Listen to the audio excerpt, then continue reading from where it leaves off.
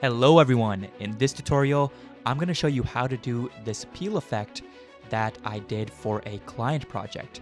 Now the techniques I'm going to be using in this tutorial are going to be from this tutorial right here.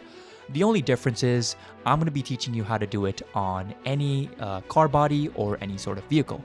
So let's get started. As always, you can download this entire blend file on my Patreon.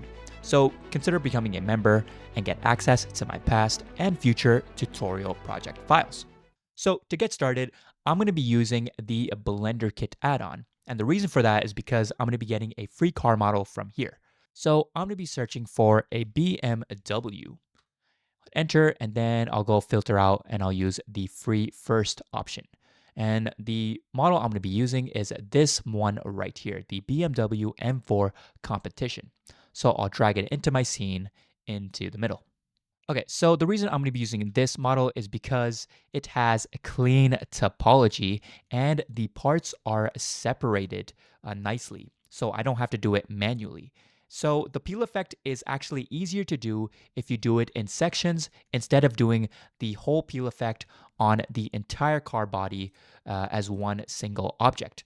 So I'm going to be doing the peel effect on the hood right here, the hood and the front bumper. So I'll click on the front bumper, hold shift, click on the hood, and I'll click on this part right here.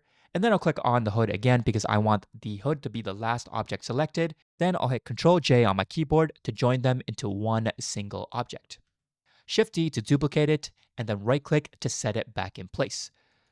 So the duplicated object is going to show up in your collection right here. So mine is called plane.001. So let's rename it to Flakes or Hood Flakes. Enter. So now it's easier to find in the search option right here. You can just type in Hood Flakes and it'll show up right here. So we want to add a displace modifier on this because we want it to be slightly bigger than the hood underneath. So we want it to be just slightly bigger than this one. So let's go ahead and just hit Control Z, put it back in place, and we'll go to the modifiers and we'll add in a displace modifier. That's a little bit too much here. So I'm going to go to the strength level and just decrease it to 0.005. So now it's just slightly bigger than the mesh underneath. We can go ahead and just turn off the subdivision for now, just because we want it to be faster and we don't want it to crash accidentally. So I would also recommend saving this project file. So just save it. And then we'll select the hood flakes right here and we'll go add a particle system. So go to the particle system tab, hit plus. We'll rename this to flakes and we'll decrease the number to, let's say 50 for now, just because we want it to be fast. Make sure the frame start and end is 0. And we don't want these to fall down. So let's go back to frame 1. Let's just go to the physics properties and we'll add none. We'll also go to the force field weights, the field weights, decrease the gravity to 0. We also don't need to see these, so let's go to the render properties and we'll make sure render as is set to none. Oh, one more thing, make sure the lifetime is set to 500 or anything longer than your current timeline right here. And let's go to source and just make sure use modifier stack is checked. Okay, and we'll keep it on random order. Okay, now the particle system is done. We can go to the modifiers again and we'll add in another modifier. So go back into solid mode for a second. Go to modifiers and we'll add in we'll search for explode modifier. So this is the explode modifier, and to see what's going on, we can just go into X-ray mode and you can see it's divided the parts into, small little flaky sections. If you want the edges to be a little more spikier, a little more jagged, you can just select this cut edges right here, and that makes it look a little more cooler. Let's go to the vertex properties right here. Let's go into edit mode, use the face select mode, hit A, and we'll hit the plus icon here, and we'll rename this to hood pin. Enter. And once everything is selected here, you want to make sure you hit assign. So hit assign once, okay, boom, and now the pin group has been assigned. So this is going to be important later on, and you'll see why. For now, let's go and add in our cloth effect, because if you hit play right now, nothing's happening. So let's go back to frame 1, and we'll go to the physics properties right here, add in a cloth. Now, before you do this, make sure you hit the save your work, and then add in a cloth. All right, we can reduce the quality steps to 1 just for the preview purposes. So let's go to the shape. And we want to make sure the pin group is the hood pin. Go back to the top, and we want the cloth effect to mimic the silk material. So go on the presets here and click on silk. Nice. We'll change the damping to 0.1, and we'll change the air viscosity to 0.5. These settings just give it a little more of a flowy feel. And again, make sure the quality steps are set to 1. Okay, now if you play, again, nothing is happening. And that's because of the pin group that we assigned. So right now the hood is pinned down. So now we're going to use an empty to control the effect.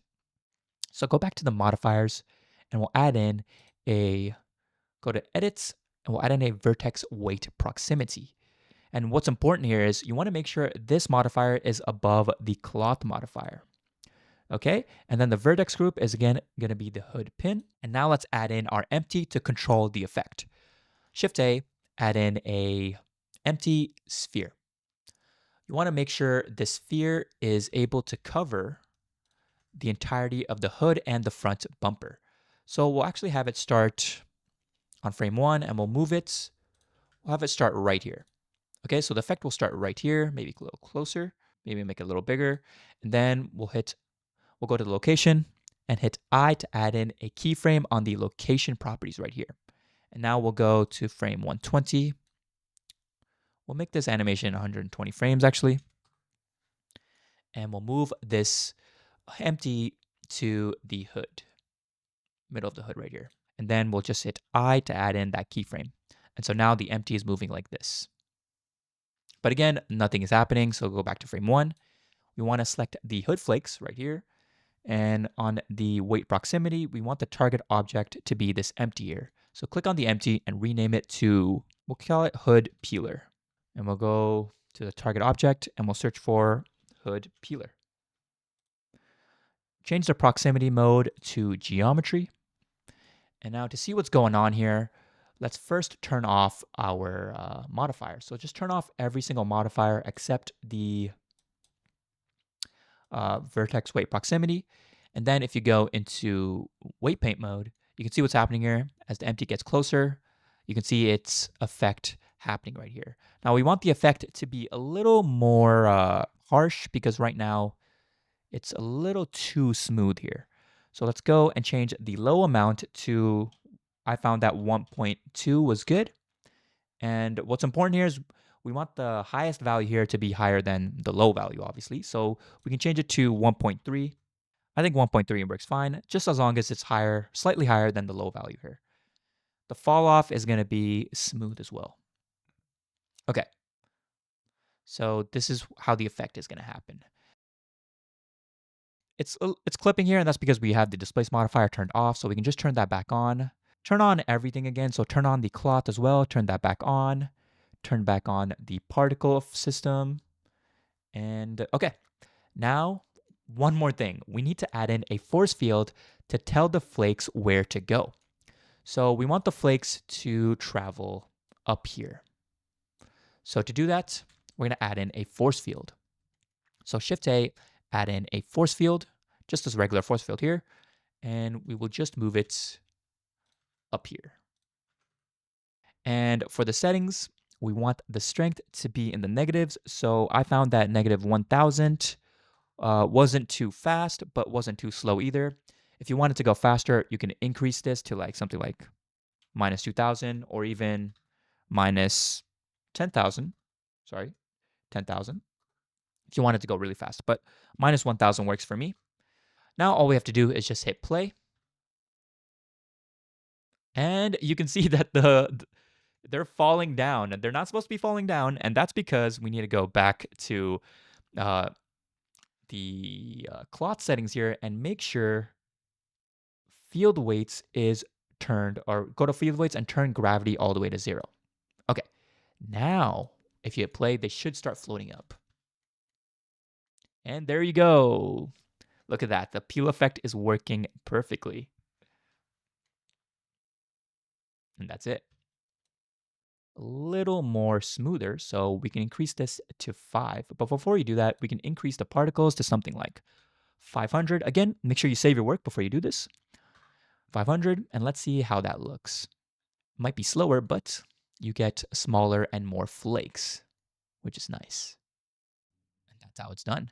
Now, once you're happy with the settings, you can go back to the quality steps and increase it to something like 10. You can go to the cloth settings right here, and if you go to cache, you want to go ahead and bake your simulation once you're happy with the settings so you can easily go back and forth without using too much resources on your system. The simulation ends at frame 120, and so I will just hit bake. Just give it some time to bake the simulation. Once it's baked, you can just easily scrub back and forth throughout the timeline to see how the effect looks. And it looks pretty nice. We just want to go back into material preview now. And we want to make sure this color is different from the color underneath. So you want to select the flakes right here. And you want to go to the properties here. And you want to make sure you hit this button right here. So it's not linked to any of the materials on the car. And then you can just change the color right here. So let's go to the shader editor here. Hit N, and we can just go, and honestly, we can just cut this off. And we can also just cut this off as well. We don't want any tint to it either, so let's just turn the saturation down. Okay, and there you go. That's basically how you do the peel effect. Now, obviously, you can add in a camera if you want. And we'll just move the camera right here. And for the settings, you want to use cycles. It just looks better. Make sure you have a GPU for faster rendering. Change this to 100 for preview, and we can change this to 200. And the denoise, I usually use my GPU.